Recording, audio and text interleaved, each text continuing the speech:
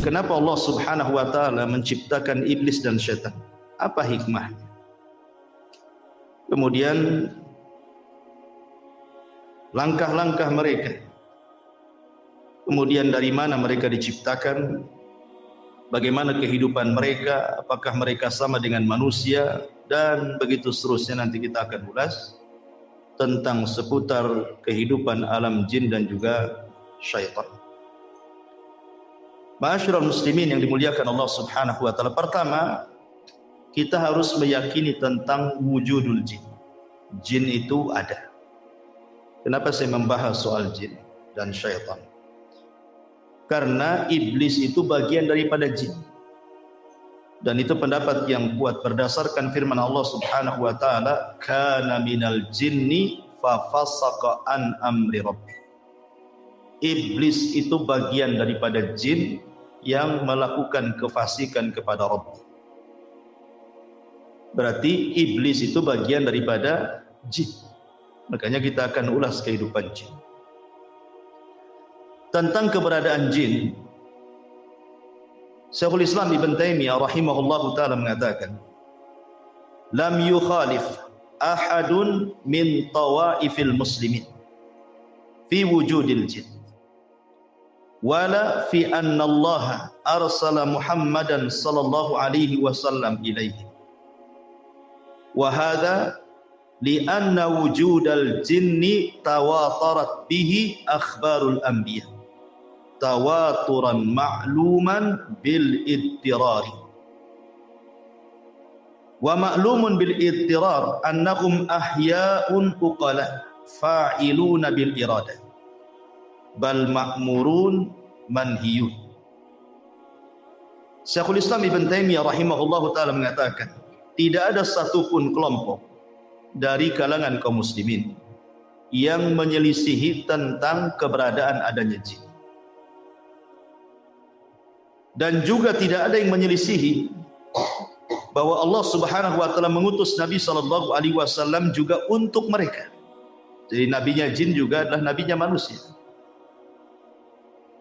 Kemudian beliau mengatakan, wahada, dan karena inilah sesungguhnya keberadaan jin itu sesuatu yang sifatnya mutawatir, sudah tersebar, yang dihabarkan para nabi sebelumnya. Bukan hanya Nabi SAW, para nabi sebelumnya juga menghabarkan tentang keberadaan adanya jin.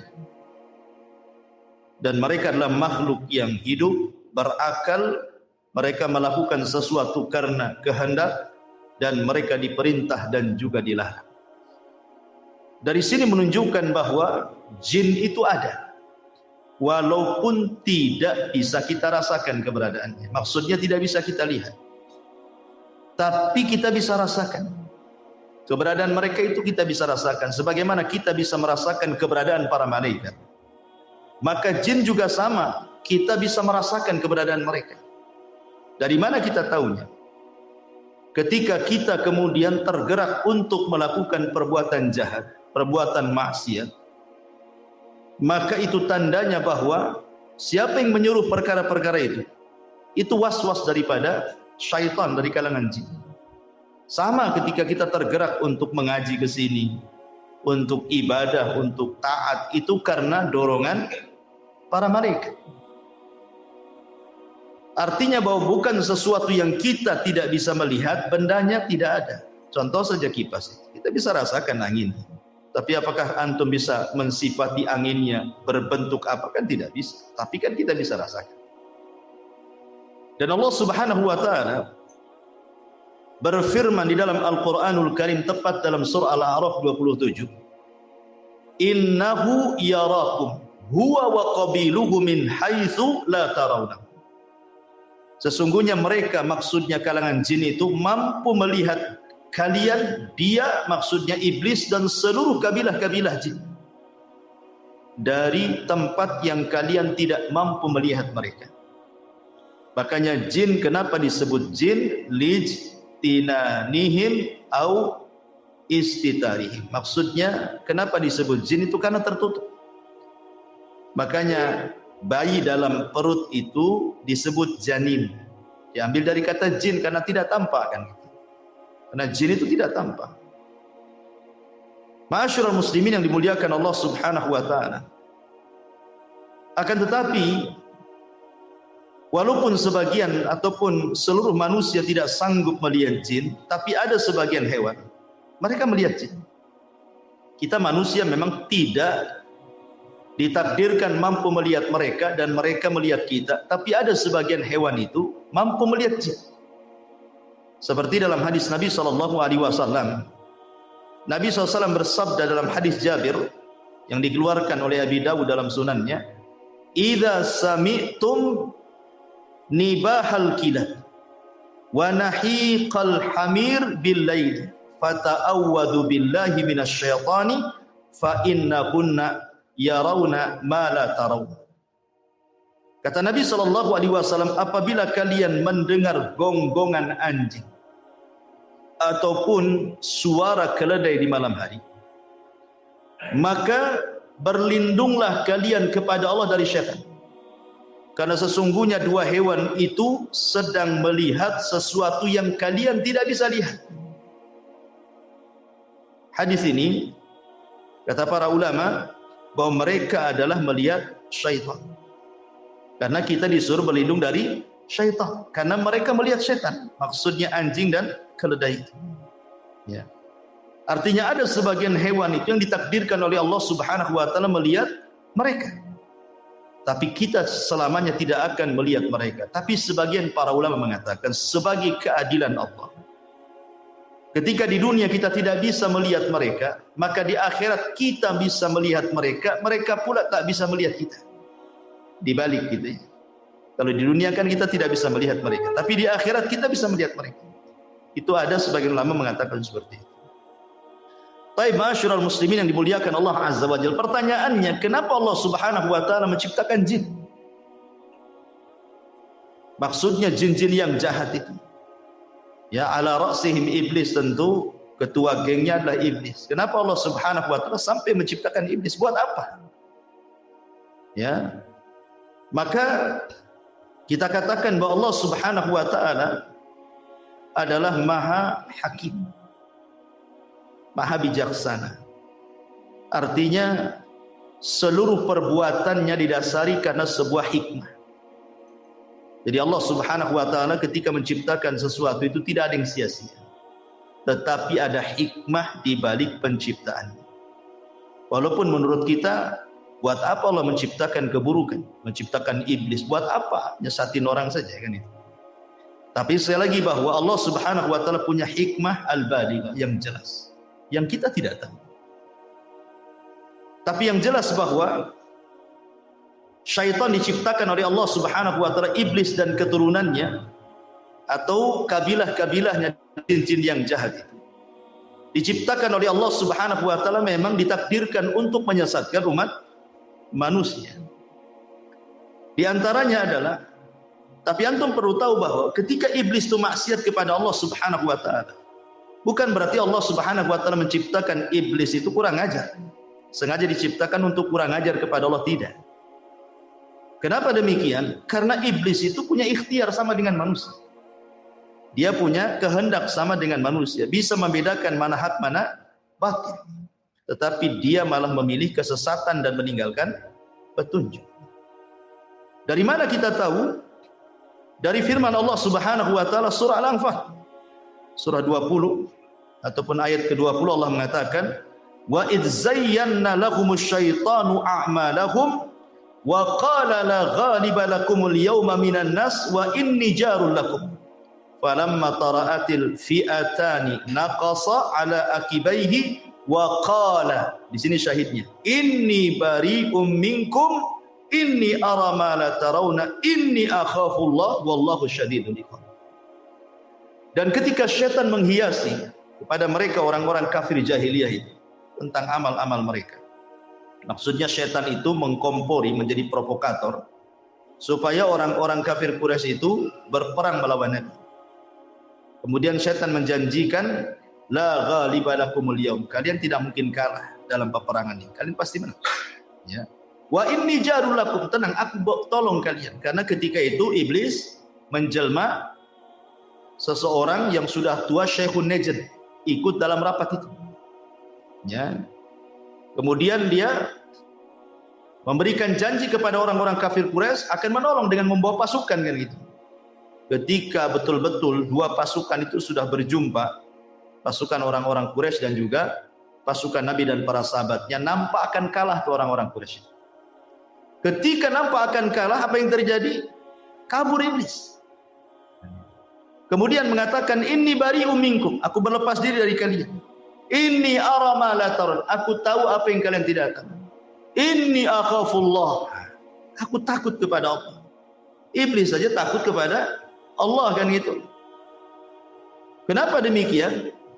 Wallahu syadidul iqab, karena dia tahu Allah itu kalau mengadab pasti dengan adab yang keras. Iblis tahu. Artinya tersesatnya iblis itu bukan karena Allah menciptakan iblis untuk sesat, tidak. Sesatnya iblis itu karena kehendak dia. Sama dengan manusia kan. Manusia sesat itu karena kehendaknya. Karena Allah Subhanahu wa taala sudah membuat dua jalan kan. Wa hadainahu najdain. Kami jadikan dua jalan, di jalan ke surga, di jalan ke neraka. Iblis pula milih jalan ke neraka. Berarti bukan karena kehendak Allah. Bukan Allah sengaja menciptakan iblis untuk sesat gitu. Jadi kesesatan iblis itu karena ikhtiar dia. Ya. Ma'asyiral muslimin yang dimuliakan Allah Subhanahu wa taala. Dan di antara hikmahnya yang disebutkan para ulama. Kenapa Allah Subhanahu wa taala menciptakan iblis, jin, syaitan dan yang semacamnya? Pertama, idharu qudratillahi azza wajalla. Allah ingin menampakkan kuasanya. Allah ingin menampakkan kekuasaannya kepada makhluknya. Di mana Allah Subhanahu wa taala sanggup menciptakan malaikat dari cahaya. Allah sanggup menciptakan Adam dari tanah, dan Allah pun sanggup menciptakan jin, syaitan dari api. Artinya ini kekuasaan Allah. Allah hendak menampakkan kekuasaannya bahwa Allah bisa menciptakan sekehendaknya yang tidak bisa dilakukan siapapun. Kemudian yang kedua, al-fitnatu lil bashar. Di antara hikmahnya adalah memang Allah ciptakan jin dan atas kehendaknya kemudian dia tersesat, Allah sengaja untuk menjadikan fitnah bagi manusia. Karena dengan adanya syaitan dan dia menjadi fitnah bagi manusia, maka disinilah nampak Allah Subhanahu wa taala hendak menguji mereka. Apakah manusia itu jujur? Apakah mereka tidak jujur dalam keimanan? Maka harus diuji kan. Kalau tidak ada mengujinya, tidak ada syaitan, tidak ada iblis, maka tidak ada pembeda antara yang baik dengan yang buruk artinya. Dan buat apa juga Allah menciptakan neraka dan surga kalau begitu? Sehingga memang tujuannya adalah untuk memfitnah manusia. Dan itu bisa kita lihat di dalam surah An-Nisa ayat 116 dan 117. Di mana Allah mengatakan, mengambil ucapan iblis, apa kata iblis?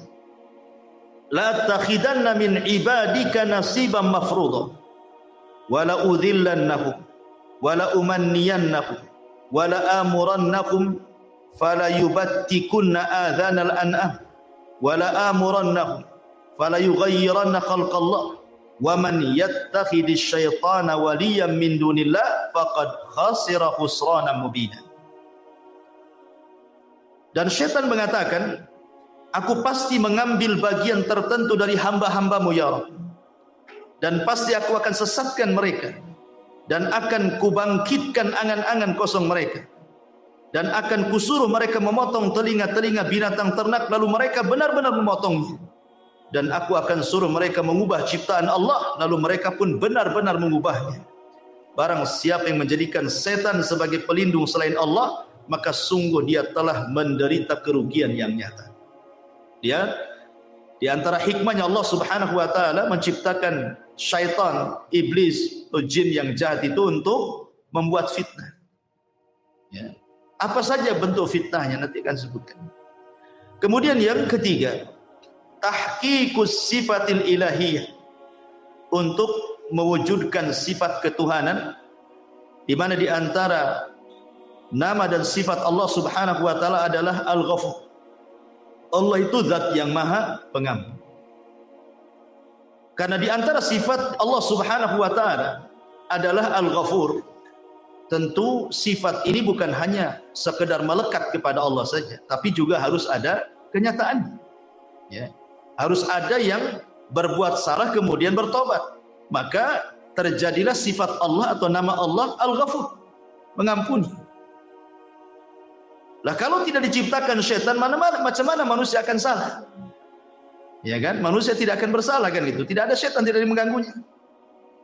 Makanya kemudian ini juga salah satu disebutkan para ulama supaya terciptanya, terwujudnya sifat Allah dan namanya yang disebut dengan Al-Ghafur.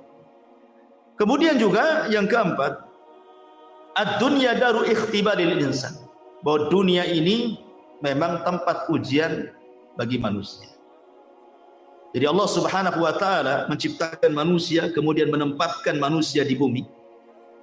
Kemudian menjadikan mereka khalifah di bumi. Akhirnya Allah Subhanahu wa taala berikan nikmat yang banyak kepada manusia yang kalau kita hitung nikmatnya itu tidak mungkin kita hitung. Wa in ta'uddu nikmatallahi la tuhsuha. Kalau engkau hendak menghitung nikmat Allah tidak mungkin kehitung. Saking banyaknya kan itu. Maka karena Allah Subhanahu wa taala sudah memberikan banyak nikmat kepada manusia, menyenangkan manusia, memudahkan hidup manusia, maka Allah Subhanahu wa taala jadikan dunia ini darul ikhtibar. Allah akan memberikan ujian kepada mereka. Siapa yang taat, siapa yang bermaksiat kan itu. Maka karena dunia ini tempat ujian, harus ada yang bermaksiat, harus ada yang taat, harus ada yang berbuat baik, harus ada yang melakukan perbuatan dosa. Lah salah satunya adalah yang menyebabkan manusia itu melakukan keburukan adalah karena was-was daripada syaitan. Ya. Maka akhirnya kemudian ada yang tergoda syaitan, akhirnya tidak sanggup memegang ujian Allah. Bermaksiatlah dia kepada Allah Azza wa Jalla. Ini juga di antara hikmahnya. Kemudian juga di antara hikmahnya adalah untuk supaya menjadi pelajaran kepada para malaikat, menjadi pelajaran kepada orang-orang yang beriman, baik dari kalangan para nabi ataupun para pengikut orang-orang yang beriman, bahwa hati-hati jangan melakukan dosa. Sebagaimana kemudian Allah Subhanahu wa taala murka kepada iblis, mengutuknya, mengeluarkan dari surga, mengusirnya lagi. Disebabkan apa? Dosa. Karena tidak mau sujud kepada perintah Allah Subhanahu wa taala kan. Ketika Allah mengatakan usjudu li Adam fasajadu illa iblis, gitu ya. Ketika Allah mengatakan sujudlah kalian kepada Adam, semua malaikat sujud kecuali iblis.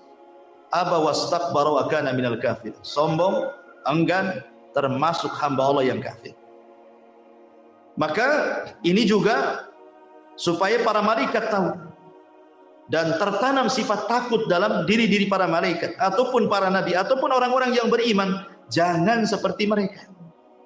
Sebab kalau seandainya seperti mereka, maka Allah pun akan murka sebagaimana Allah murka kepada mereka, kepada para jin yang jahat ya, terutama kepada iblis pembesarnya.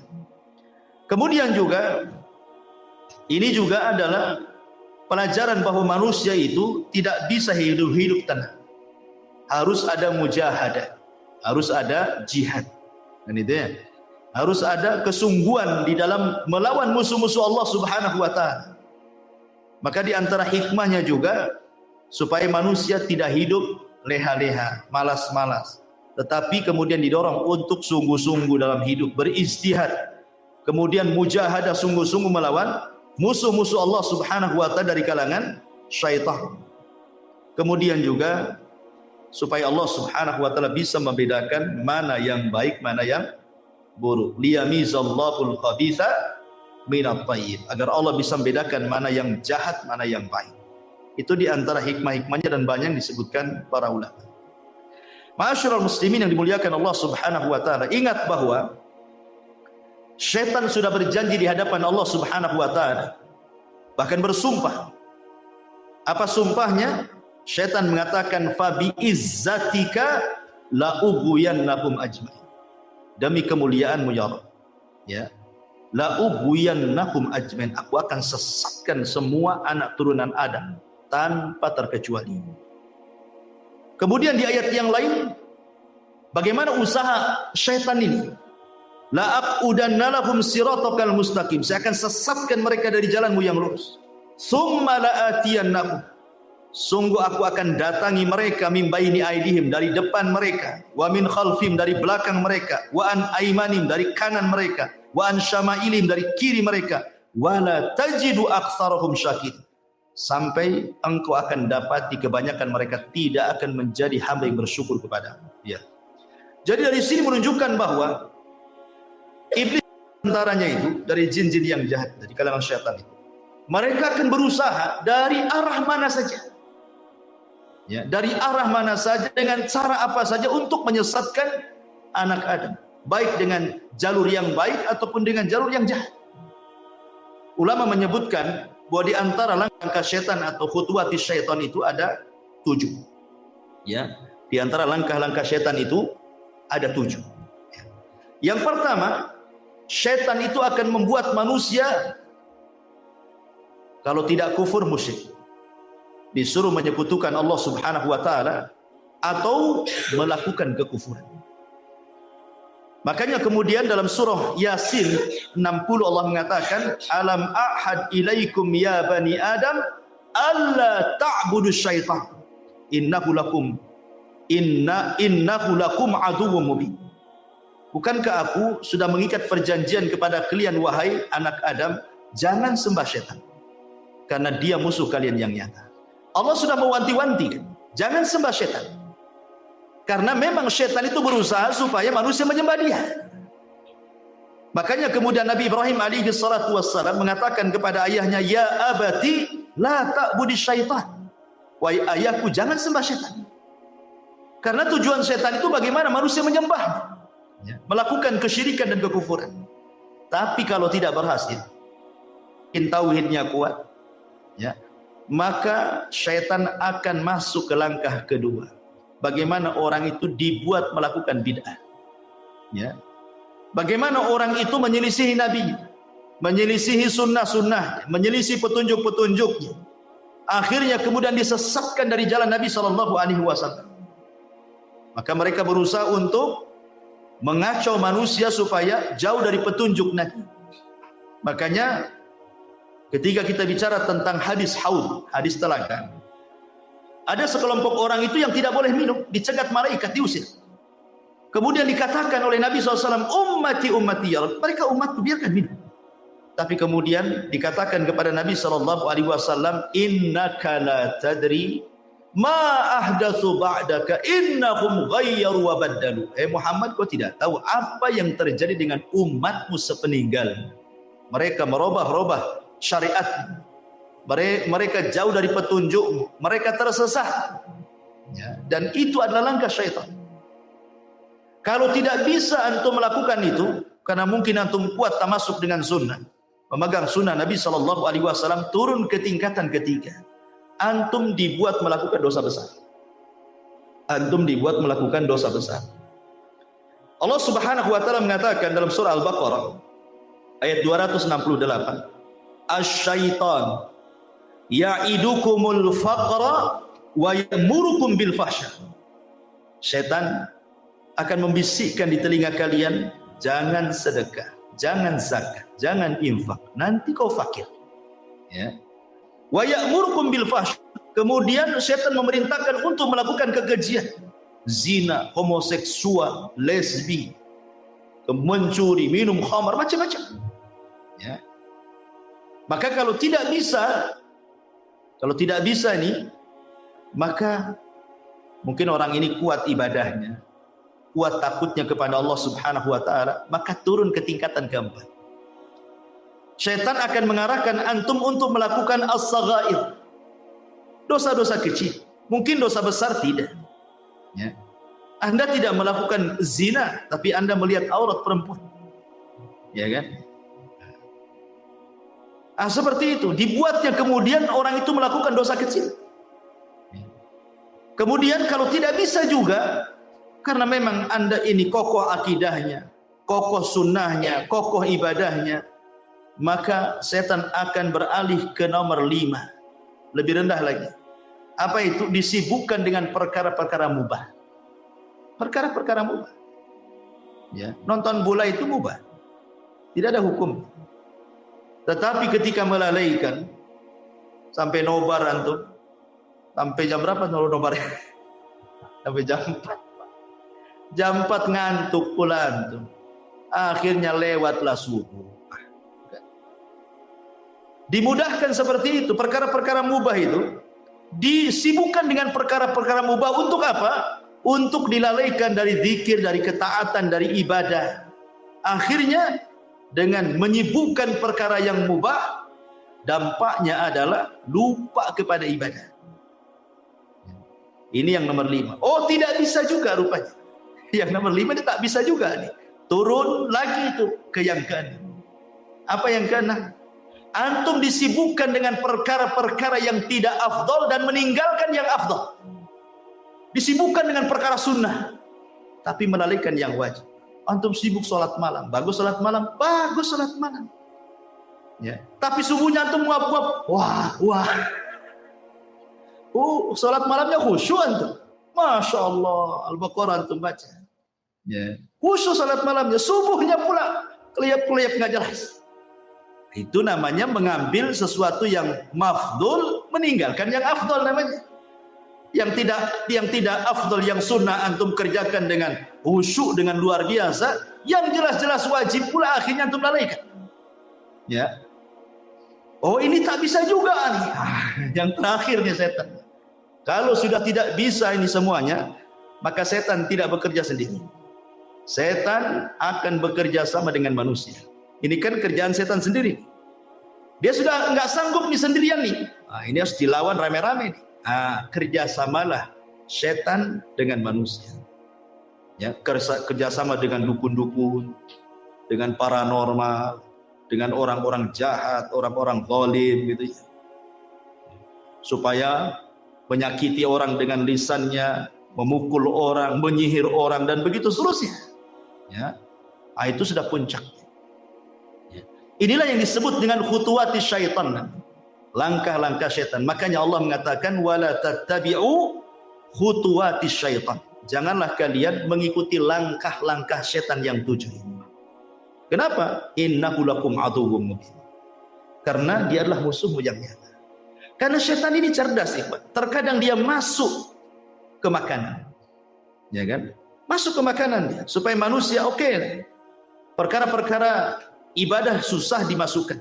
Masuk soal makanan. Kita tahu bahwa makanan itulah yang menumbuhkan daging manusia. Yang mempengaruhi manusia itu makanan dan minuman. Maka setan berusaha bagaimana kemudian orang ini memasukkan makanan yang haram, minuman yang haram.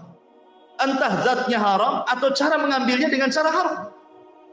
Supaya kalau nanti dia berdoa tidak mustajab lagi doanya. Sebagaimana hadis Nabi SAW ketika menyebutkan dzakara ar-rajul yutilus safar asy'atha aghbar yamuddu yadayhi faqala ya rabbi, kata Rasulullah, mat'amu haramun wa mashrabu haramun wa malbasu haramun wa ghadiya bil haram kaifa yustajabul, kata Rasul. Ada orang yang berdoa tinggi-tinggi memelas, ya Rabbi, ya Rabbi. Dia sudah miskin, dia musafir, dia mengangkat kedua tangannya. Itu 4 perkara yang jelas-jelas mustajab doa. Mustajab doa itu 1, musafir. Musafir itu mustajab doanya. Ya, makanya kalau ada musafir datang ke rumah antum, tamu dari jauh gitu ya, minta doanya, mustajab tuh doanya. Ya.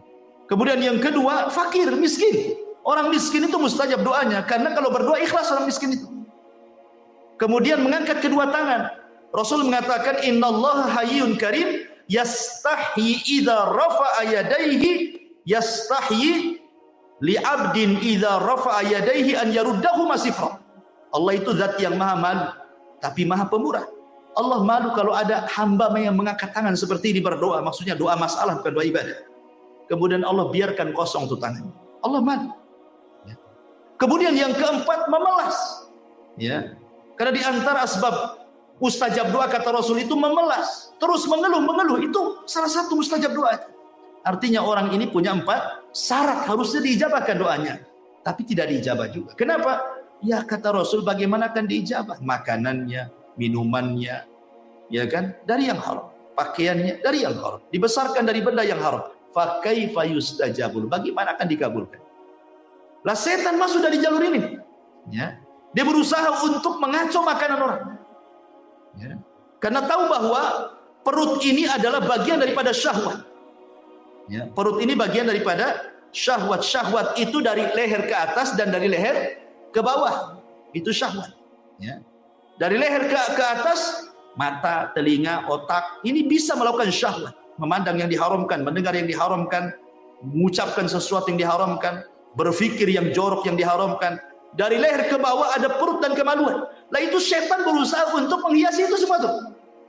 Seperti itu langkah-langkah setan. Ikhwatu fiddin, muliakan Allah Azza wa Jalla. Kemudian setan masuk dari 2 jalan. Pertama dari syubhat, yang kedua dari syahwat. Ya. Syubhat merusak agamanya, syahwat merusak akhlak. Kalau sudah masuk 2 jalur itu, rusak semuanya manusia. Agamanya rusak, akhlaknya rusak. Apa yang dikehendaki manusia? Ya. Ma'asyiral muslimin yang dimuliakan Allah Subhanahu wa taala.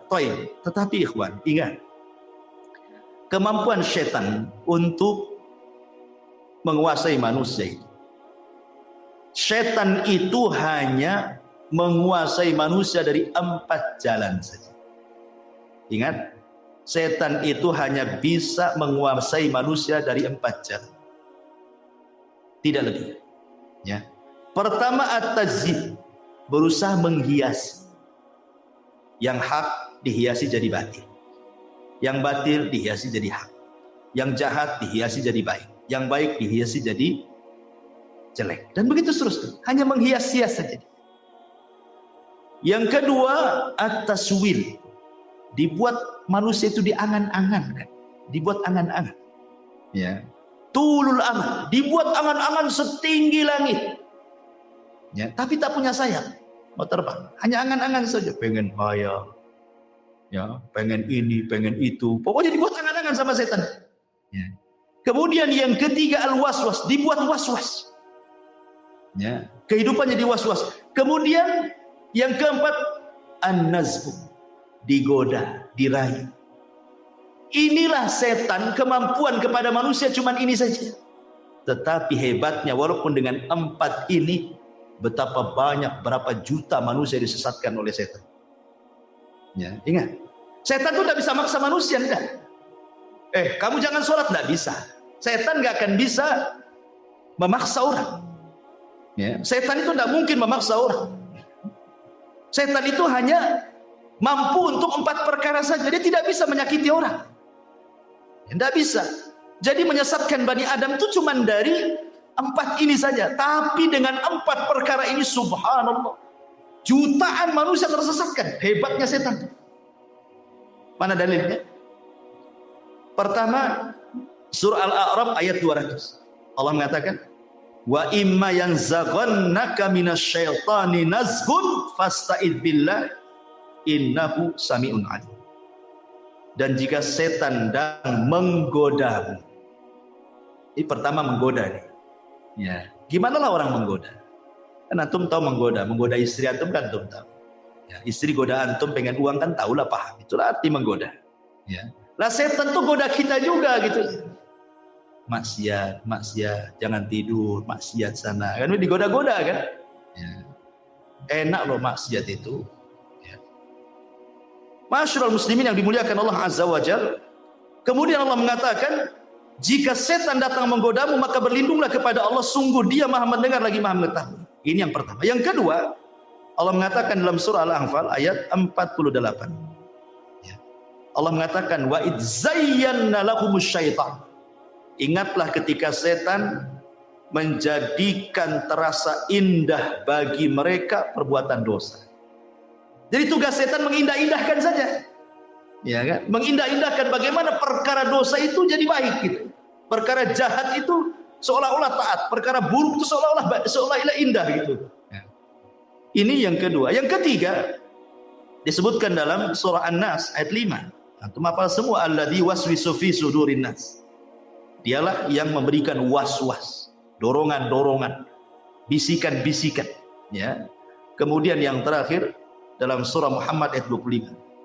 Allah mengatakan, innal ladzina irtaddu ala adbarihim min ba'di ma tabayyana lahumul huda min ba'di ma tabayyana lahumul huda asyaitanu sawwala lahum wa amla lahum. Apa katanya? Sesungguhnya sesungguhnya orang-orang yang berbalik kepada kekafiran setelah petunjuk itu jelas bagi mereka, setanlah yang telah merayu mereka dan memanjangkan angan-angan mereka. Ya, jadi setan itu saya ulangi dari 4 cara tuh menyesatkan orang itu. Pertama menghiasi, yang kedua membuat angan-angan, yang ketiga membuat was-was, yang ketiga menggoda-goda. Tapi dengan 4 cara ini betapa banyak kemudian kemaksiatan yang terjadi. Pembunuhan, perzinahan, minum khamr, ya kan, kejahatan, penghinaan, cacian, makian, merendahkan, ghibah, namimah, macam-macam dosa keluar tuh. Ya kan? Lihat ketika Qabil membunuh Habil. Siapa yang ngasih waswas Qabil? Syaitan. Bil, tengoklah tuh cewek yang akan kau nikahi, tengok pula kembaranmu cantik, mana akan begitu? Tengoknya kembarannya lebih cantik, tengok kembaran Habil kok tak cantik, tak mau saya. Kan gitu ya. Dia digoda, coba bayangkan. Akhirnya berakhir apa? Dibunuh pula si Habil. Hanya gara-gara godaan bisa bunuh orang. Ya. Hanya gara-gara godaan bisa bunuh orang. Ingat kisah Abid Bani Israel yang dititipi seorang wanita. Ya, awalnya baik-baik saja, tapi naruh makanan di depan pintu, setan datang. Kok ini ulama Bani Israel? Tak sopan kau naruh makanan di depan pintu. Ketuklah pintunya, ucapkan salam, nanti mati kau tak tahu katanya. Akhirnya ngetuk pintu, selama itu dia tidak pernah mendengar suara perempuan juga. Ketika assalamualaikum, dia waalaikumsalam, setan masuk. Indah juga itu suaranya. Baru suaranya tuh. Kadang-kadang suara itu menipu. Dulu belum ada televisi, masih pakai radio. Antum dengar suara perempuan siaran di radio itu, kayaknya indah suara, cantik, padahal orang hitam. Ya, jelek kan? Kadang-kadang orang kan terpengaruh dengan suara kan? Iya kan? Mulailah dia. Setan datang lagi. Tak sopan lah. Hanya naruh ngetuk pintu. Tanyalah kebutuhannya. Mungkin dia butuh apa-apa. Boleh tanya. Ya. Akhirnya ditanya. Bagaimana kondisimu? Baik. Apa butuhmu? Ini. Lama-lama kata setan. Tak bagus juga. Dia sudah lama ditinggalkan saudaranya. Dia pun perlu ngobrol. Boring. Stres katanya. Akhirnya ngobrol. Zina. Hamil. Setelah hamil apa? Setan ngomong. Nanti kalau saudaranya datang dari jihad. Tahu kau yang menghamilinya. Kau akan dibunuh. Kalau kau ingin selamat. Bunuh bayinya. Hilangkan barang buktinya. Mulai membunuh. Ya. Sudah dibunuh bayinya, datang pula setan. Apa wanita itu tidak akan cerita sama saudaranya? Pasti cerita juga tuh. Sebaiknya kau bunuh juga daripada kau dibunuh. Dibunuh semuanya. Habis sebenarnya. Sampai di sini tidak juga. Akhirnya saudaranya datang dari jihad. Nanya adik. Kata setan, berdusta saja. Ya. Bilang saja pergi, entah kemana. Dibilangnya tidak ada pergi. Ya percaya saja yang ngomong ustadz, ya, yang ngomong ahli ibadah, ibadahnya orang yang paling khusyuk di Bani Israel, ya percaya saja lah. Rupanya saudaranya pulang, setan masuk ke saudaranya dalam mimpi. Dikasih tahu bahwa yang membunuh adalah si pendeta itu. Marah saudaranya, berangkat dia. Sebelum datang setan pula datang ke pendetanya. Itu saudaranya sudah datang bawa pedang tuh, membunuh kamu. Kau ingin selamat? Gampang, sujud sama aku. Sujud, datang saudara ditebas kepalanya. Lagi sujud sama setan, mati dia. Subhanallah. Tuh, bayangkan kan, khutuwatus syaitan. Ya, macam-macam dosa dilakukan dia sampai ke tingkat kufur menyembah setan. Begitulah setan menggoda anak Adam, ma'asyiral muslimin yang dimuliakan Allah Azza wa Jalla. Dari sini kita harus mengenal, setelah kita tahu langkah-langkahnya, maka kita harus tahu juga waktu-waktu setan. Kemudian tempat-tempat setan, harus mengenal bagaimana setan bermuamalah dengan manusia. Kita harus kenal supaya kita bisa menjauhinya. Adapun waktu-waktu setan pernah saya jelaskan bahwa waktu setan itu ada 3. Pertama, mendekati waktu maghrib. Nabi SAW bersabda dalam sebuah hadis bahwa apabila datang menjelang maghrib, istajnahal lailu, au kana janhul laili fakuffu sibyanakum fa inna syaitan tantashiru hina idzin. Kata Rasul, apabila mendekati waktu maghrib, ya, menjelang terbenamnya matahari, kata Nabi SAW, tahan anak-anak kalian, jangan main di luar rumah, masukkan ke rumah, kunci jendela, kunci pintu. Itu setan lagi menyebar di mana-mana. Ya, setan lagi banyak di mana-mana. Kenapa? Dikhawatirkan setan akan masuk ke anak-anak kita. Ya, bisa saja kemudian kesurupan dan begitu seterusnya, kan itu. Makanya waktu ini jangan sampai kemudian mengeluarkan anak-anaknya. Ini namanya waktu setan. Ini satu. Yang kedua, waktu setan itu ba'da isya sampai sepertiga malam, panjang waktunya. Ba'da isya sampai sepertiga malam akhir. Ini waktu setan. Makanya Nabi SAW yaqra'un nauma qablaha wal hadits ba'da. Rasul memakruhkan tidur setelah maghrib. Nggak boleh tidur setelah maghrib itu karena ke isya cepat. Ya, nanti bablas maghribnya kan, apa isyanya ya. Kemudian Rasul memakruhkan bicara setelah isya, kecuali ada manfaatnya, entah manfaat dunia atau manfaat akhirat seperti ngaji seperti itu. Tapi kalau tidak ada manfaat dunia dan akhirat, apa sih manfaatnya? Hanya ngobrol nongkrong gitu, tidak jelas gitu ya. Maka setan akan talau bermain-main tuh dengan orang. Dibuatnya orang kuliner malam-malam, berangkat jam 8, pulang jam 12, sampai jam 12 tidak langsung tidur juga, baru tidur ketika malaikat turun pulang pun tidur. Bukan sepertiga malam akhir. Jadi orang itu dilalaikan jangan sampai bangun di sepertiga malam akhir, dan kalau bisa jangan sampai subuh bangun. Itu waktu setan. Ya. Makanya kenapa setan itu di malam hari dia sengaja bawa 3 ikatan. Kemudian datang kepada setiap orang yang tidur, diikat tengkunya 3 kali ikatan. Diikat sama setan tengku kita ini. Kemudian kalau sudah dekat-dekat subuh, maka setan akan membisikkan di telinganya, nim naumatan tawilah, tidur. Tidur, malam masih panjang. Padahal udah mau subuh tuh. Itu lagunya tuh. Tidur, malam masih panjang katanya kan. Coba bayangkan, ya senang aja dia tidur kan. Nah, makanya kata Nabi SAW, kalau dia terbangun wa dzakarallah, langsung dia membaca alhamdulillahilladzi ahyana ba'da ma amatana wa ilaihin nusyur, 1 ikatan hilang.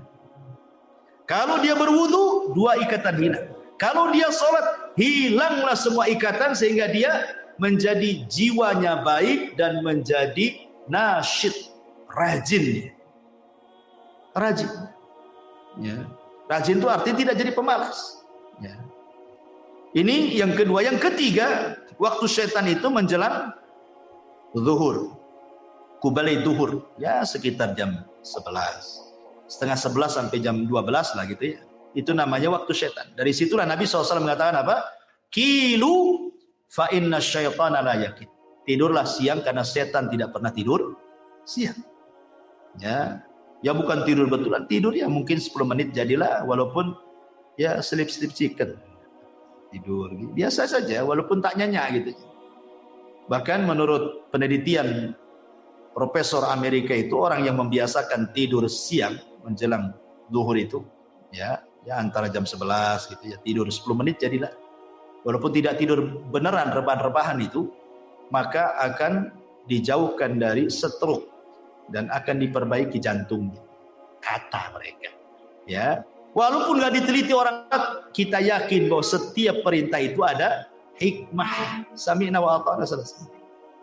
Ya, artinya sekali-kali gitu.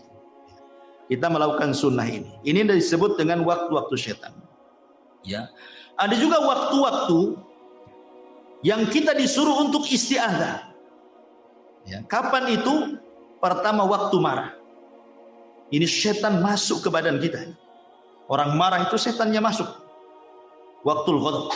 Makanya kenapa kata Nabi SAW, apabila engkau marah dalam posisi berdiri, duduk. Kalau masih marah juga, baring. Kalau masih marah juga, wudu. Masih marah juga, sholat. Masih marah juga, tak tahulah, memang pemarah dia. Artinya sudah macam-macam nih kan. Jadi tahap-tahapan Nabi SAW itu sudah dikasih tahu. Kemudian yang kedua, waktu syahwat. Waktu ketika orang itu syahwatnya bangkit. Isti'adzah kepada Allah Subhanahu wa ta'ala. Apalagi anak-anak muda yang belum kawin, bahaya. Maka disuruh puasa untuk meredakan syahwat. Kemudian juga qabla shalah, menjelang waktu salat. Biasanya setan datang tuh. Kemudian diberatkan kaki melangkah untuk salat. Isti'adzah kepada Allah Azza wa Jalla. Ya. Kemudian yang keempat, al-iqdam ala a'malis salihati. Ketika hendak melakukan sebuah kebaikan. Entah mau kerja bakti di masjid gitu ya. Entah mau sedekah, entah mau apa, pokoknya ada saja. Enggak bisa lewat dia, lewat istrinya. Bang, jangan sedekah dulu lah, Bang. Kenapa deh? Ambillah motor dulu. Kan gitu. Jadi nggak bisa lewat dia, lewat istrinya kan itu. Jadi dia setan itu berusaha, makanya waktu-waktu seperti ini isti'adzah termasuk indan naum, menjelang tidur. Makanya Nabi SAW meruqyah dirinya dengan membaca 3 qul, kemudian mengoles-ngoles badannya, mengusap dari atas kepala sampai kaki. Untuk apa? Supaya jangan diganggu syaitan. Makanya Rasul itu memberikan irsyad kepada kita berwudu, ya kan, sebelum tidur. Kemudian membaca 3 qul, 3 kali diusapkan semua badan. Ya, kemudian kalau kita ingin bertasbih, tasbih 33 kali, tahmid 33 kali, takbir 34 kali, kan gitu ya. Baca ayat kursi. Maka orang yang sebelum tidur seperti ini, ikhwan, saat tidur itu malaikat akan ada di samping kiri kanan kita. Setiap kita guling ke kiri, maka malaikat sebelah kiri akan mengatakan Allahumma gfirlahu, Allahumma arhamhu. Ya Allah ampuni orang ini, ya Allah rahmati orang. Kalau berguling lagi ke kanan, malaikat sebelah kanan ngomong gitu juga. Sampai dia bangun. Coba bayangkan, seandainya Allah takdirkan dia meninggal. Meninggal dalam posisi dia sedang didoakan malaikat. Ya kan? Tapi kalau nggak berdoa ya samping kirinya setan lah. Apalagi dibuat mimpi-mimpi buruk lagi mimpinya. Jatuh dari atas ranjang. Baik.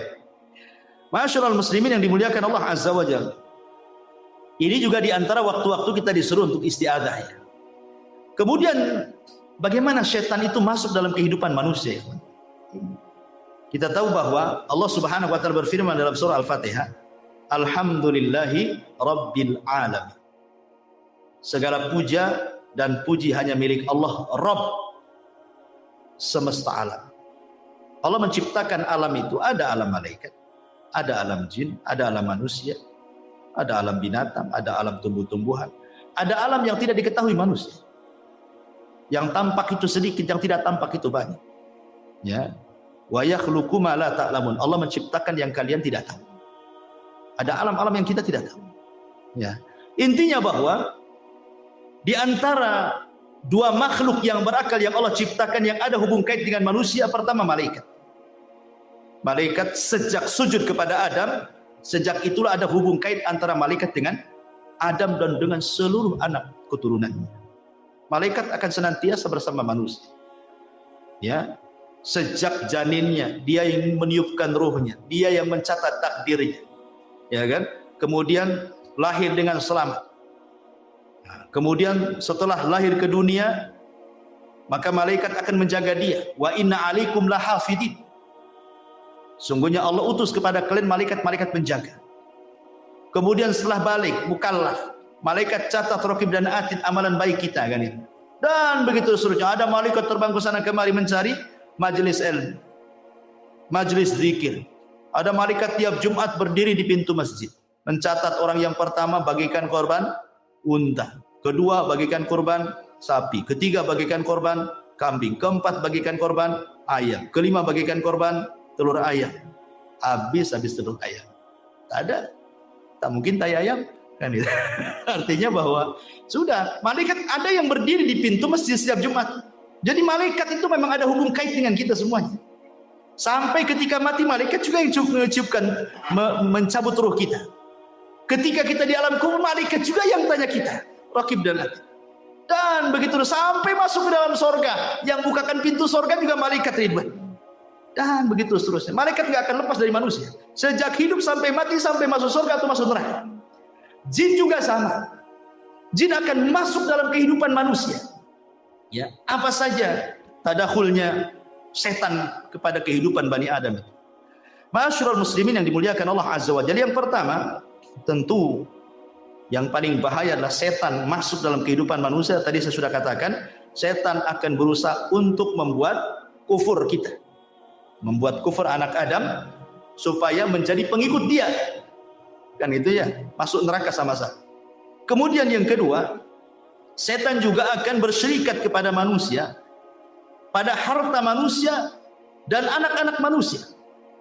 Ya, masuk ke harta manusia itu maksudnya entah mencuri dapat harta kan itu, entah suruh korupsi dapat harta, entah ngambil hak orang lain dapat harta, dan begitu seterusnya.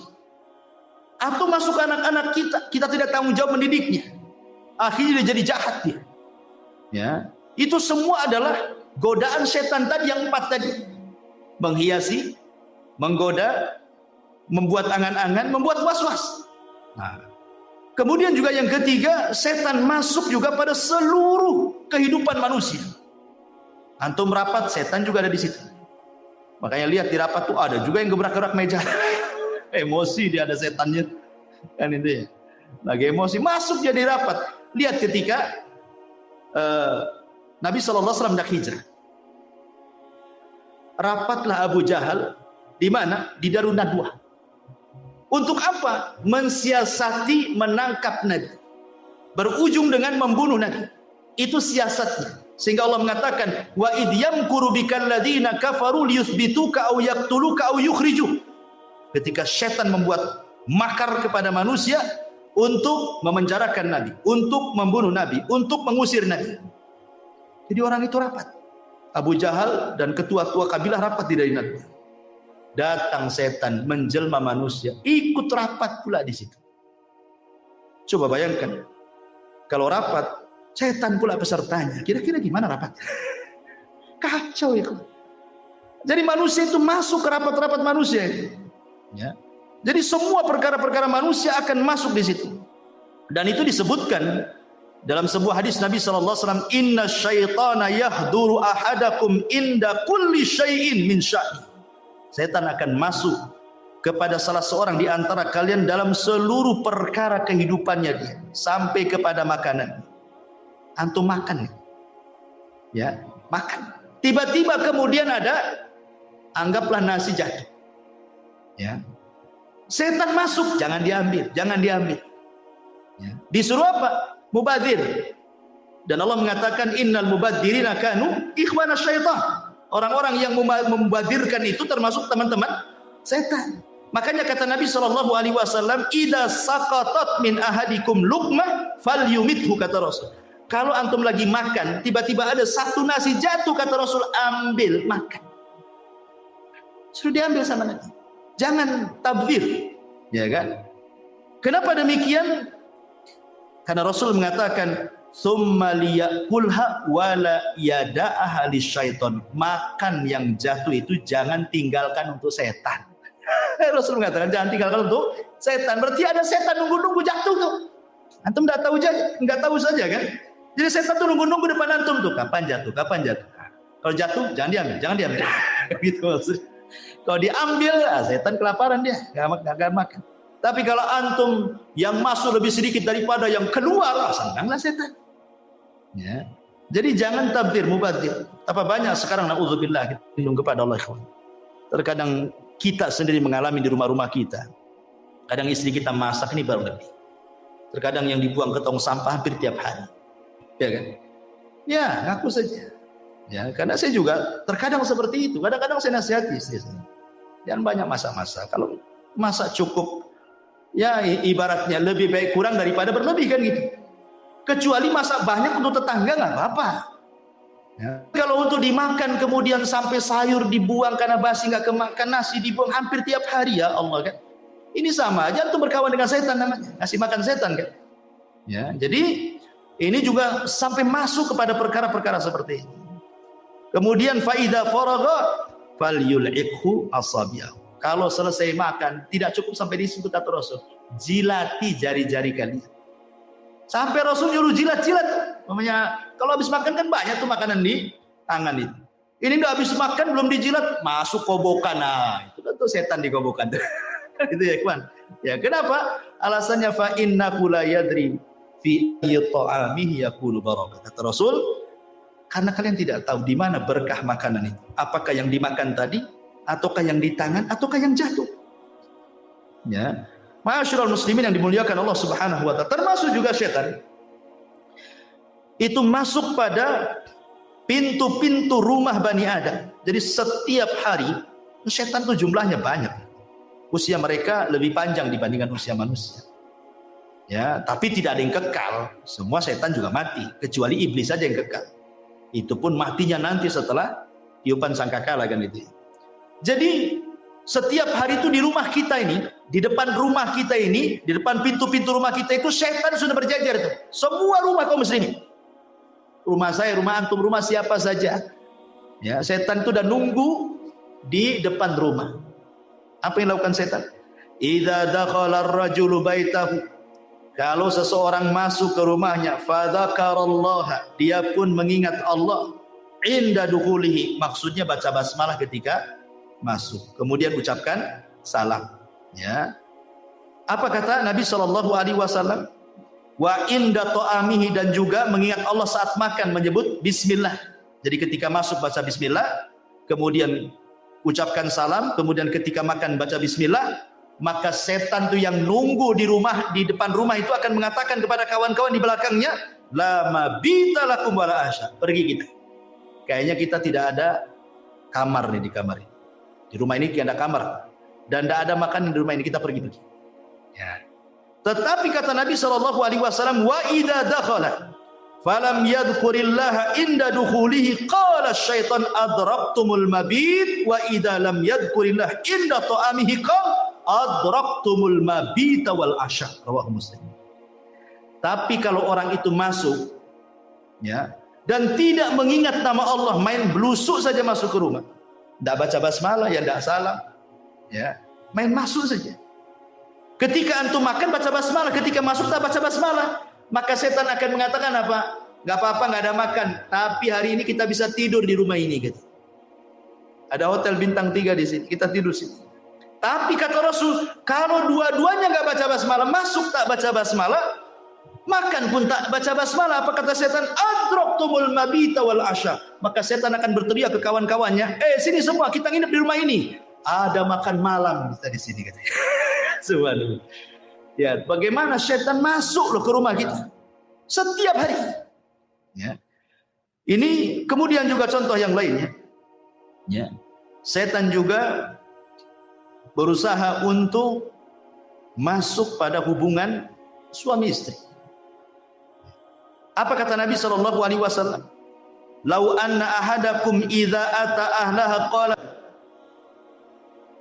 faqudiya bainahuma waladun lam yadurhu syaitan.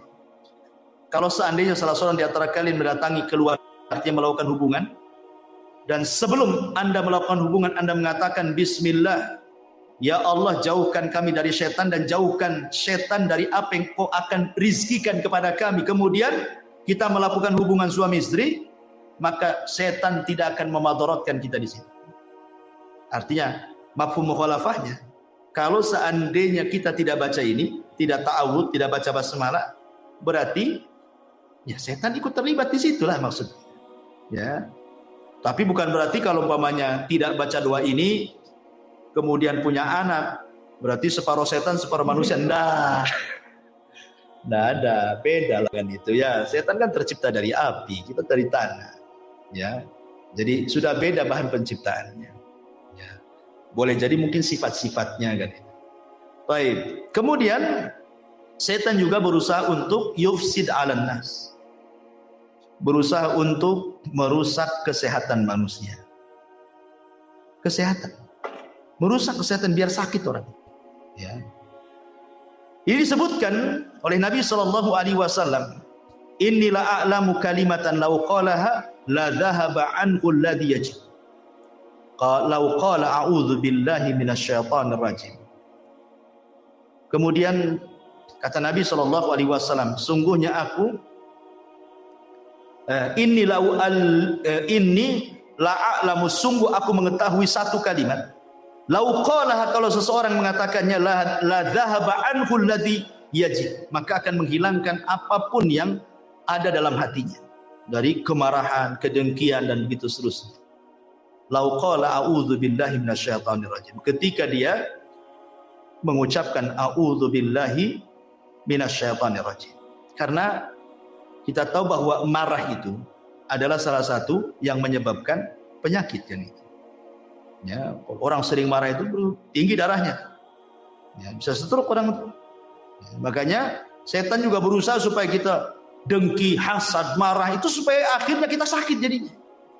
Dimasukkan hasad kepada hati kita, hari-hari hasad sama orang. Apa enggak sakit badan kita? Mikirin orang terus kan? Ya.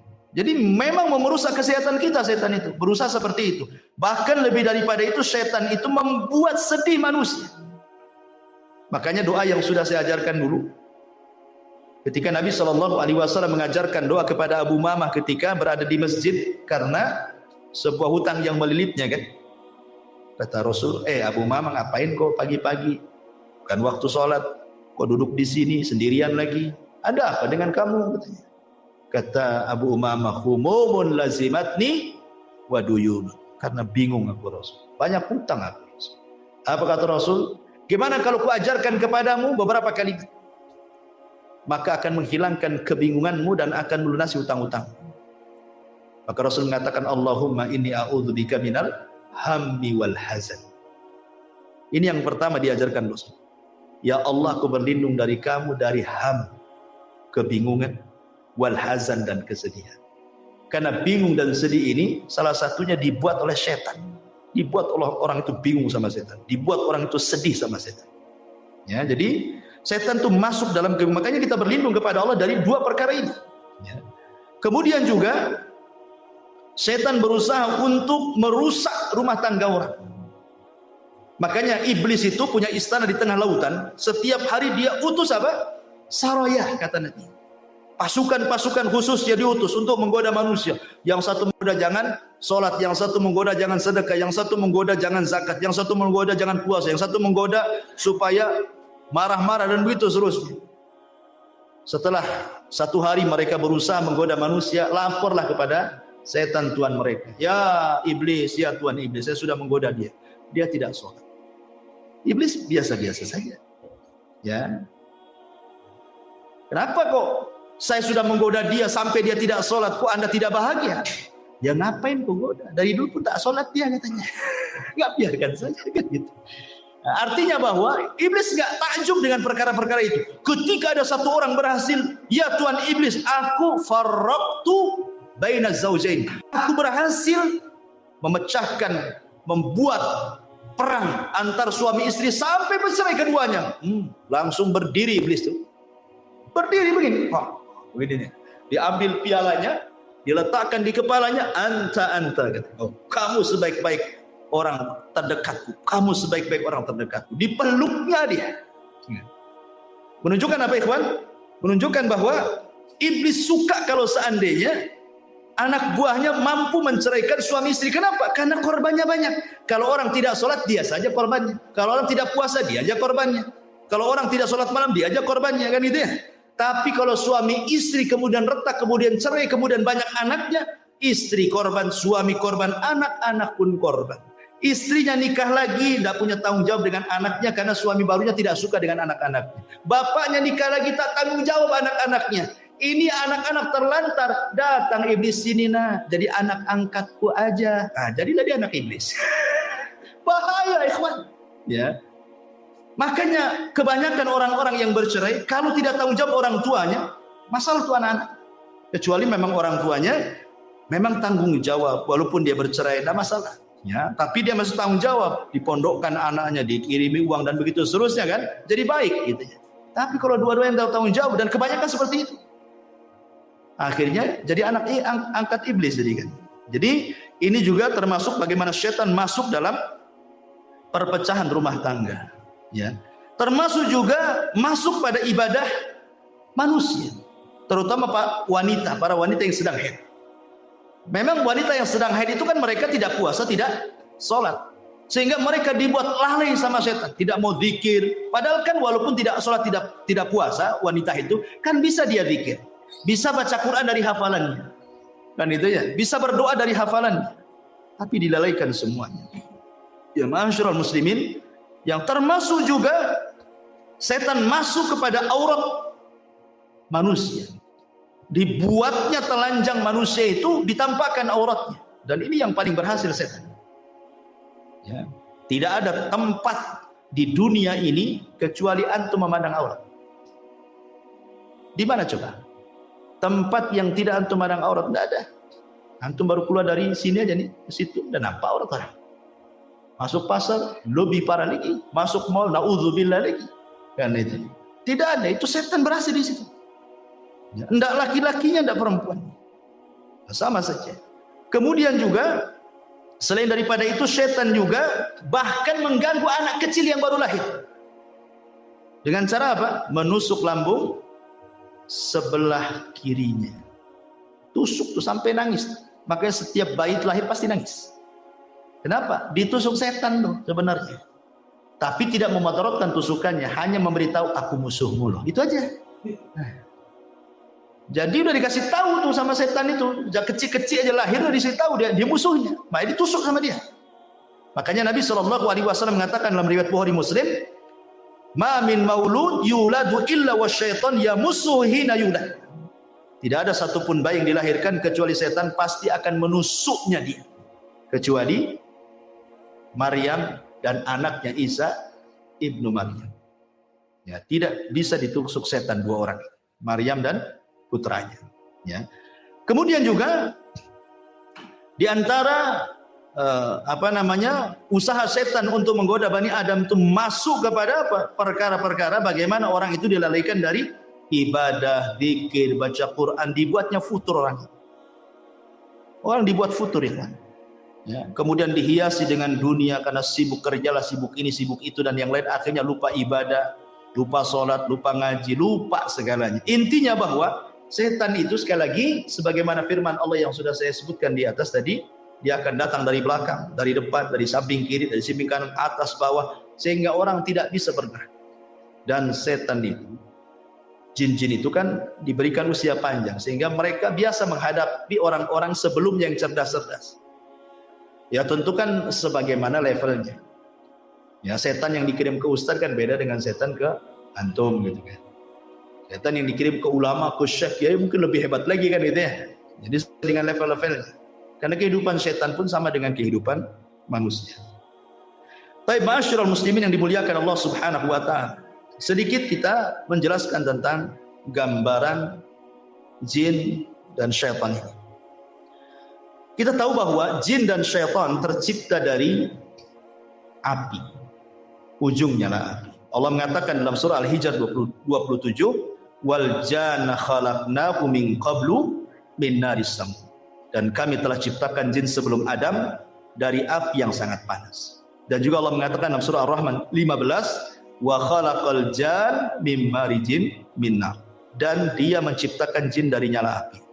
Dan juga Nabi SAW mengatakan khuliqatil malaikatu min nur wa khuliqal jan mim marijin min nar. Malaikat diciptakan dari cahaya, jin diciptakan dari nyala api. Dan jin diciptakan lebih dulu dibandingkan manusia. Dan malaikat diciptakan lebih dulu dibandingkan jin. Malaikat dulu diciptakan, kemudian jin, kemudian manusia. Adapun bentuk atau sebutan-sebutan jin dalam bahasa, sebagaimana disebutkan oleh Al-Imam Ibnu Abdul Bar dan yang lainnya, al-jinnu inda ahlil kalam wa ahlil ilmi bil lisan yanziluna ala maratibah. Jadi jin itu menurut ahli kalam dan para ulama bahasa, mereka membagi jin itu menjadi beberapa bagian. Ya. Faida zakaru al-wahida minal jin khalisan kanu jinni. Fa in aradu annahu mimman yaskunu ma'an nas qalu amir wal jam'u ummah. Wa in kana mimman ya'ridu lisibyan qalu arwah. Fa in khabutha wa ta'arrama fa huwa syaitan. Fa in zada ala dzalik fa huwa marid. Fa in zada ala dzalik wa qawi amruhu qalu ifrit. Jadi jin itu kalau jin murni maka disebut jin. Memang jin murni dia. Ya. Dia tidak macam-macam. Ya, dia tidak ganggu. Ya, jin muslim lah gitu ya. Enggak ganggu dia. Ya jin-jin gitu saja. Ya. Kemudian yang kedua, kalau yang tinggal bersama manusia yang di rumah-rumah antum tuh, setiap rumah ada jin. Ya, maka disebut amir atau jamannya ammar atau ummar. Ya. Kemudian yang ketiga, jin yang mengganggu anak kecil. Itu disebut arwah. Kan ada anak kecil itu, bi, kok ada apa ya di situ? Nah, ya, anak-anak kecil kan kadang-kadang ngomong begitu kan. Itu bukan punya indera keenam, bukan indigo, bukan orang sakti itu. Kan ada tuh orang dibilang anak saya sakti karena melihat setan, melihat jin. Bukan indigo, itu orang kena kerasukan jin. Diruqyah anak kayak gitu. Nah, itu yang ganggu-ganggu anak-anak kita itu disebut arwah. Kadang-kadang dia nunjuk ke gelap. Kok nampak itu? Kita nengok tak ada apa-apa. Anak kecil ini ngomong ada di situ. Yang lambe-lambe dia katanya. Nah, itu disebut arwah. Ya kan? Kemudian yang keempat, yang jahat dan sering mengganggu itu disebut setan. Nah, kalau jin yang jahat disebut setan. Kalau yang di atasnya setan lebih jahat lagi, itu disebut marid. Sampai ada dukun Yaman yang paling sakti, dia pernah menyihir ulama. Sampai buhulnya itu berapa meter. Pakai kain, itu jarumnya berapa ribu jarum. Dikubur di kuburan. Tobat dia. Ya, dia cerita. Dukun nih, habis tobat karena dia nyesel, dia mengusir ulama masalahnya kan. Tobat dia. Dia menceritakan ya, tentang ditanya soal jin yang tidak mungkin beriman sama sekali. Dia mengatakan namanya marid. Itulah yang kemudian oleh Nabi SAW disebut bahwa kalau datang bulan Ramadan, maka setan-setan diikat. Siapa yang diikat? Jin marid ini yang diikat. Karena ini jin yang paling jahat. Dia tidak ada jin marid yang beriman. Jahat sekali mereka. Ya, makanya diikat jin-jin yang ini. Tapi yang lain-lainnya tetap aja dilepas. Ya. Jadi tidak semua setan diikat di bulan Ramadan. Ya, karena ada hadis yang mengatakan, ketika Rasul mengatakan idza ja'akum Ramadan futihat abwabul jannah wa ghuliqat abwabun niran wa sufidatis syayatin, dan setan diikat. Di riwayat yang lain maradatus syayatin, jin yang marid itu yang diikat, yang jahat sekali. Ya, makanya di bulan Ramadan wajar masih ada juga orang yang tak puasa kan. Nah, itulah jin yang lepas tuh yang tak puasa, ya kan. Kemudian yang paling jahat lagi, di atasnya marid ada lagi, dan lebih garang lagi dia. Nah, itu disebut ifrit. Dia kuat. Makanya di zaman Nabi Sulaiman, apa kata ifrit? Aku bisa pindahkan istana Balkis sebelum kau berdiri, katanya. Ya kan? Saking kuatnya. Itulah bawahannya iblis. Ifrit. Dia bisa pindahkan istana Ratu Balkis sebelum Sulaiman berdiri lagi. Nah, itu istilah-istilah yang disebutkan para ulama. Kemudian juga Nabi SAW mengatakan al-jinnu salah satu asnaf. Jin itu ada 3 jenis. Ya. Sinfun lahum ajnihatun yatiruna fil hawa, wa sinfun hayyatun wa kilabun, wa sinfun yahilluna wa yat'anun. Nabi SAW mengatakan dalam riwayat Tabrani dan Al-Hakim dengan sanad yang sahih, jin itu 3 kelompok. Yang pertama, jin yang bisa terbang. Jin itu bisa terbang. Makanya kenapa mereka punya maqaidu di sam'i, di atas awan mereka punya pos-pos. Mereka terbang ke awan. Ya, kemudian mereka buat pos di atas awan, nanti dari pos itulah mereka saling panjat pinang. Ya, satu jin ke jin sampai ke langit. Kemudian yang paling atas mendengarkan ucapan malaikat. Disitulah mereka mencuri dengar. Kemudian akhirnya disampaikan ke jin yang bawahnya, sampai yang di pos yang di atas awan itu. Baru setelah itu dia turun ke bawah terbang, sadi dukun. Kemudian jualanlah kalimat-kalimat wanipiro wanita. Ini saya punya kabar bagus. Terjadilah kerjasama antara jin dan dukun. Itu pun kalimat yang hak dicampur adukan 99 kedustaan. Ya, baik. Kemudian ada jin yang berbentuk ular dan anjing. Ya, ada jin itu yang berbentuk ular dan anjing. Bahkan Syekhul Islam Ibnu Taimiyah rahimahullahu taala bahwa jin itu bisa menyerupai apa saja. Bisa menyerupai apa saja, kecuali nabi. Enggak bisa. Jin tidak bisa menyerupai nabi. Tapi selain nabi bisa. Ya, bisa menyerupai. Makanya kenapa saya pernah bertanya kepada salah satu guru saya. Waktu saya belajar di Yaman, belajar kitab Fathul Majid, Syarah Sahih kitab Tauhid. Jadi saya tanya, namanya Syekh Adnan. Ya, Syekh, saya kebiasaan di kampung saya cerita agak panjang ceritanya. Waktu saya di kampung di Jawa Barat di Majalengka sana, ada tukang mabok. Ya. Jadi zaman dulu preman-preman itu mereka bukan kayak sekarang merek-merek Homer itu kan macam-macam ya. Kalau dulu itu kan paling tinggi cap janggut, ya kan? Anggur cap janggut. Ya, kalau dulu kan itu sudah mabok tuh minum itu. Jadi preman-preman desa ini buatlah lomba mabok-mabokan. Karena satu botol tidak puas, akhirnya apa? Dicampur dengan spiritus. Jadi campur dengan spiritus. Kurang kuat juga dicampur dengan pil BK. Untuk pil BK, untuk anjing gila. Jadi dioplos tuh. Bayangkan, anggur, kasih spiritus, kasih pil BK. Gimana? Overdosis mati. Mati kepala preman itu mati. Beberapa orang mati, preman juga mati itu gara-gara overdosis. Jadi zaman bahula kan, zaman dulu itu preman tuh paling takut dengan hantu. Orang-orang dulu kan takut kalau cerita-cerita setan itu karena banyak tahayulnya orang-orang desa. 1 minggu nggak ada orang berani keluar. Gara-gara kematian itu. Karena nggak wajar matinya kan. Akhirnya banyaklah tahayul. Orang-orang desa, katanya aku melihat preman itu sedang duduk di jembatan. Ya, di tempat saya itu ada namanya jembatan Harewos. Di situ ada, di Harewos itu katanya ada dia sedang duduk. Jadi saya tanyakanlah cerita ini kepada Syekh Adnan. Mungkin nggak saya bahwa orang mati ini bisa hidup lagi? Karena ini cerita nyata gitu. Ini dongeng dari desa saya ya, di Majalengka sana. Katanya saya itu mungkin saja. Tapi bukan orang mati itu hidup lagi, bukan itu. Tetapi itu adalah jin korin. Setiap manusia itu punya jin korin kata Syekh. Nah, yang tahu tentang sifat kita, ya bentuk kita itu jin korin kita karena sejak lahir dia sudah ada pada badan kita kan gitu.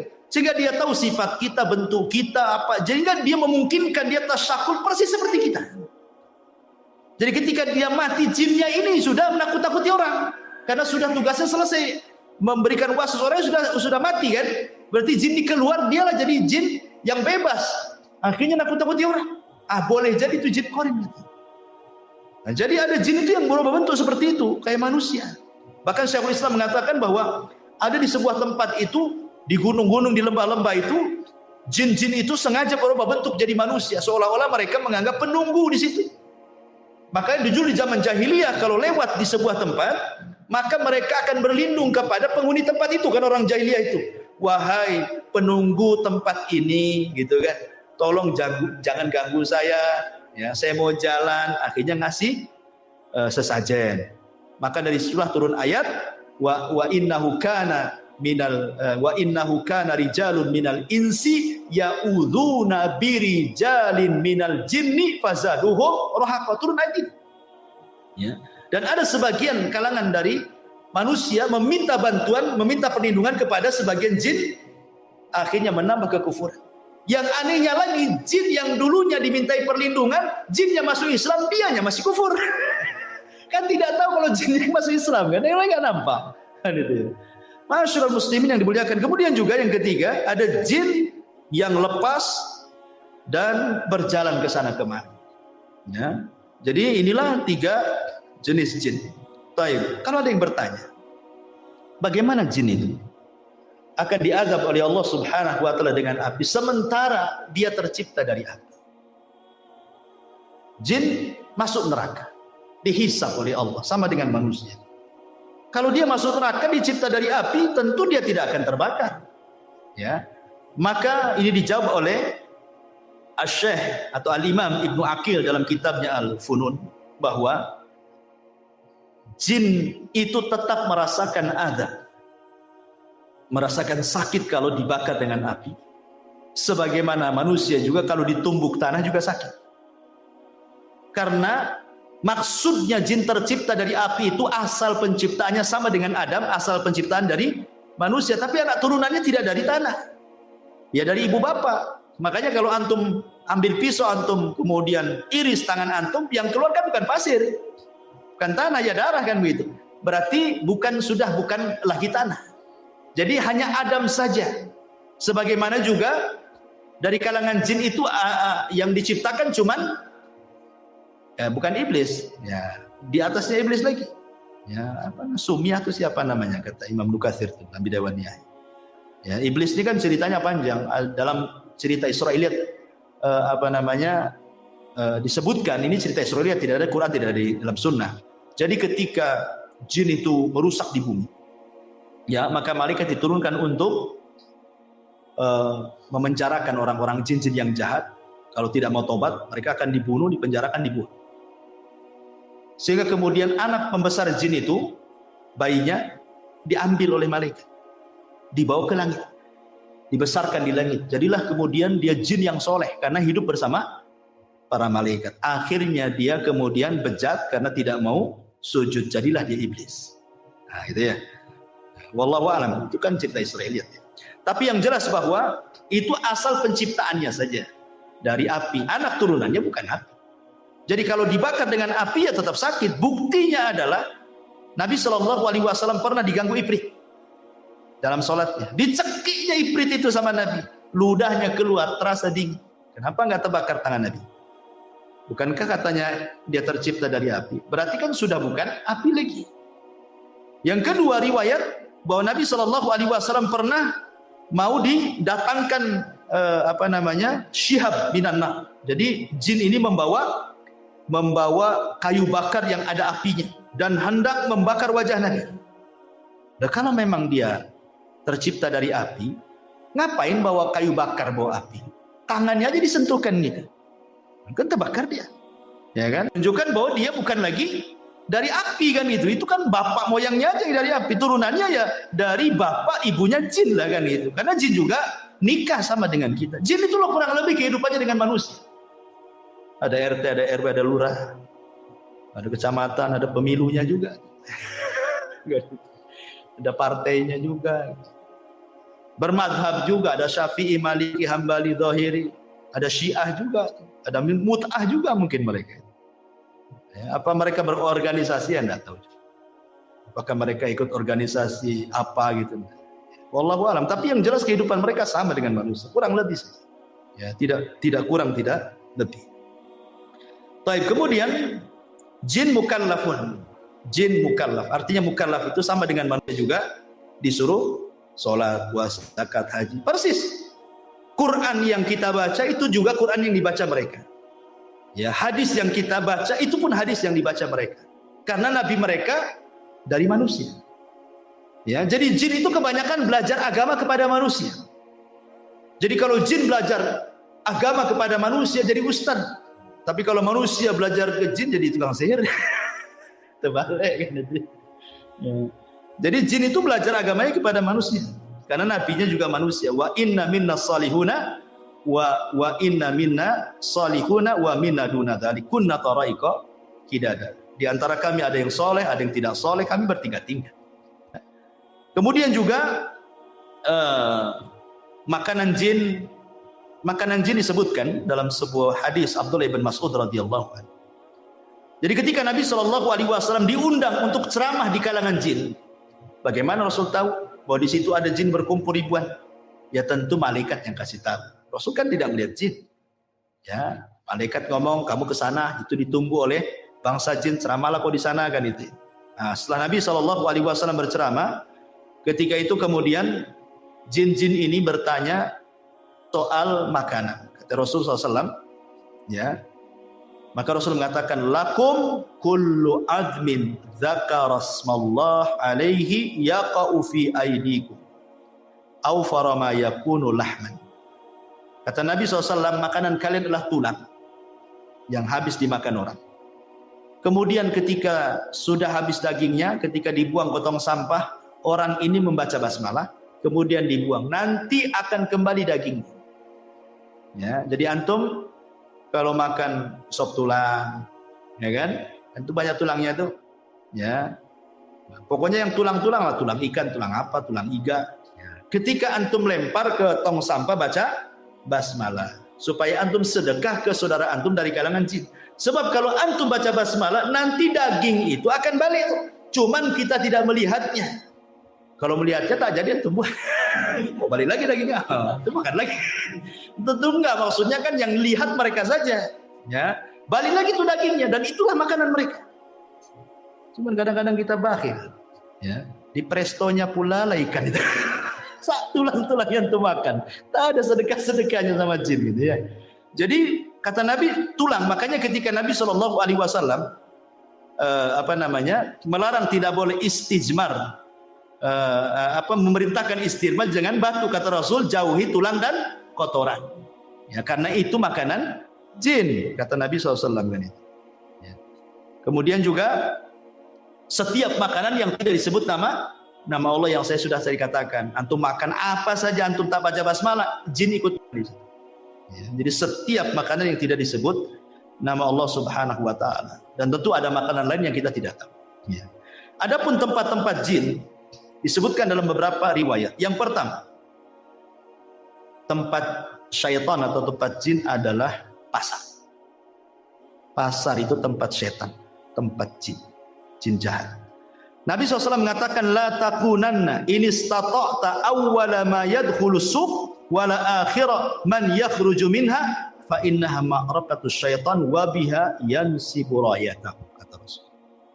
Jangan, kalau bisa lah, jangan menjadi orang yang pertama masuk pasar dan jangan menjadi orang yang terakhir keluar pasar, kata Rasul. Jangan yang pertama kali kau masuk pasar, jangan pula yang terakhir masuk keluar pasar. Kenapa? Karena pasar itu tempat perangnya setan. Disitulah setan menancapkan bendera perangnya, genderang perangnya itu. Ayo perang dengan saya. Makanya tidak ada maksiat di luar pasar kecuali ada semua dalam pasar. Sebutkan maksiat di luar pasar apa yang tidak ada? Ada semua. Syirik banyak yang taruh tangkal-tangkal di warung-warung. Kan itu ya. Apalagi orang maki-maki di pasar, orang sumpah palsu, wallahi semua di pasar itu. Orang yang nipu, orang yang ngurangi takaran, timbangan, meteran, semua ada di pasar. Ya, makanya itu tempat setan. Makanya ada doa orang masuk pasar itu, berdoa. Ya. Kemudian yang kedua, tempat setan adalah kamar mandi hammam. Makanya kita disuruh berdoa, Allahumma inni a'udzubika minal khubthi wal khaba'is. Aku berlindung dari setan laki-laki dan perempuan, karena itu memang tempat jin, syaitan. Ya.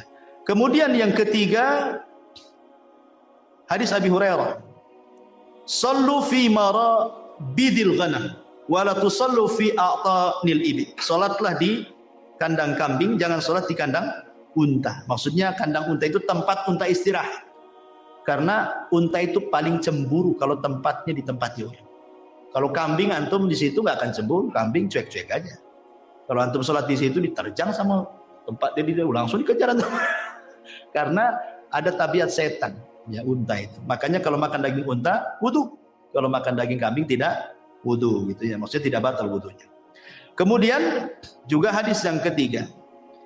Kata Imam Ibnu Taimiyah rahimahullah, al-amakinul lati yunha 'anis salati fiha ka'atanil ibil wal hammami wa hiya al-ma' wasyaitan. Wa kadzalika ma yusafiru ilaihi ba'dun nas minal magharati wa nahwihi minal jibali qasirin li ta'dim tilkal buq'ati bisyami wa misra wal jazirati wal khurasan wa ghairiha wa kullu mawdi'in tu'addimuhu an-nas ghairal masajid wa masyairil hajj fa innahu ma'wa syaitan.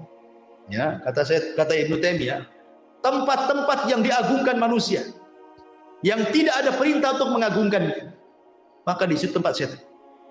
Ya. Pokoknya kalau ada tempat-tempat diagungkan manusia, pada Allah tidak memerintahkan untuk mengagungkannya, kata Ibnu Taimiyah, di situlah tempat setan. Ya. Ya macam-macam, tak kuburan atau tempat keramat gitu ya, gua-gua tertentu, bukit-bukit, kawah-kawah dan yang lainnya, maka kata Ibnu Taimiyah itu tempat setan. Kemudian hadis Abu Qatadah, hadis Qatadah dari Abdullah ibn Sarjis radhiyallahu an, Nabi SAW mengatakan naha an yubala fil hujri. Rasul melarang tidak boleh kencing di lubang. Ya. Lah itu kalau toilet itu kloset ada lubangnya. Bukan, maksudnya di tempat yang terbuka. Maksudnya tadi hutan, tadi padang pasir, ada lubang di situ kan. Jangan kencing di lubang. Kata Qatadah ketika ditanya kenapa, alasannya, maka beliau mengatakan innaha masakinul jin. Bisa saja di situ dijadikan tempat jin. Ya, pokoknya kalau kencing lihat-lihat ada lubang enggak. Takutnya lubang ular pula juga di situ kan. Keluar bahaya untuk ya. Kemudian Imam Nawawi juga mengatakan as-salatu fi ma'was syaitan makruhatun bil ittifaq. Salat di tempat yang di situ sudah dijelaskan tempat setan hukumnya makruh. Seperti tempat-tempat minuman khamar, diskotik, bar-bar, tempat maksiat. Nah, itu tempat setan di situ. Jangan sholat di situ makruh. Ya. Nah, jadi termasuk juga boleh mengatakan wal kanais, wal biya'i, wal khususi, wa nahwi dzalik. Termasuk juga di kanais tempat-tempat ibadahnya non muslim, ya kan? Dan begitu seterusnya, tidak boleh sholat di situ makruh. Baik. Kemudian yang terakhir karena waktu juga membahas tasyakul wa tasawur al-jin, bahwa jin bisa tasyakul, bisa beralih rupa karena izin Allah Subhanahu wa taala. Tetapi ingat bahwa tidak semua jin bisa beralih rupa kecuali sudah menghabiskan semua tenaganya. Sebenarnya kalau jin itu beralih rupa, ikhwan, berarti dia sudah lemah sebenarnya. Jadi kalau seandainya antum jalan kemana lah, di kuburan mana gitu, di Tamiang atau di mana gitu ya kan, kok nampak ada pocong gitu. Ya. Berarti itu jin, setan itu sudah menghabiskan tenaganya, sudah lemah. Jadi nggak perlu takut lagi gitu maksudnya. Lemah kalau jin sampai kemudian beralih rupa sudah menghabiskan tenaganya. Ya. Jadi justru kalau makin berani dia lemah sebenarnya. Cuman kita tidak, kita yang takut kan gitu. Kemudian juga ada yang mengatakan dalam sebuah referensi itu bahwa sebenarnya jin itu beralih rupa karena dukun. Jadi di kalangan jin itu ada dukun juga. Jadi dia datang ke dukun jin, dimantra-mantrai, maka dia akan menjelma seperti apa. Jadi dukun itulah dukun dari kalangan jin yang merubah dia sehingga dia ingin jadi apa gitu. Dan itu akhirnya menakut-nakuti manusia. Ada juga jin itu beralih rupa maksudnya mewarnai dirinya. Nah, diwarna-warnai dirinya supaya nampak ada kelibat. Ada apa gitu ya, kalau kita jalan di kegelapan tuh seset, ada apa aja gitu ya. Tak warna apa, bisa saja. Ya, karena sekali lagi mereka tidak bisa menyakiti kita. Mereka itu hanya menakut-nakuti saja. Ya, mereka menakut-nakuti dan mereka akan mencari semua media bagaimana kita tahu. Ya, entah lewat angin, entah lewat bayang-bayang, entah lewat suara, entah lewat mimpi, begitu. Nah, umpamanya seorang penakut dalam rumah sendirian. Ya, pertama PLN mati. Yang kedua hujan lebat. Yang ketiga apa lagi? Tetangga pula anjing berisik. Hari Jumat, kliwon lagi. Gimana? Kalau penakut ikhwan, padahal itu gorden tuh goyang-goyang kena angin. Antum sangka di situ ada setan kan itu? Ya memang ada setannya sebenarnya, karena setan itu akan masuk di bayang-bayang, digoyang-goyang, di suara angin, di suara apa saja, pokoknya setan itu berusaha menakuti antum supaya antum takut. Makanya Rasul mengatakan kalau antum lewat di sebuah tempat dan menakutkan, maka cukup mengucapkan bismillah wala tubali, kata Rasul. Bismillah, jangan pedulikan. Kata Rasul, cuma simpel saja.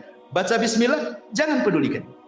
Banyak istri antum nih, Ya, takut ya. Kan ada wanita-wanita yang penakut. Mungkin karena sejak kecil sudah ditakut-takuti orang tuanya jangan keluar, nanti ada setan. Akhirnya sampai besar pun terpengaruh dengan bahasa itu. Nengok sinetron pula isinya suser ngesot kan itu. Semua film setan juga. Akhirnya kan kepikiran tuh. Kata Nabi SAW, kalau umpamanya ke dapur dari rumah, lagi hujan, lagi banyak angin goyang-goyang, jangan pedulikan. Memang itu setan, kita tidak syak lagi itu setan dengan nakut-nakuti. Tapi Rasul mengatakan jangan pedulikan, baca basmalah, masuk kamar mandi, kencing, balik lagi, selesai.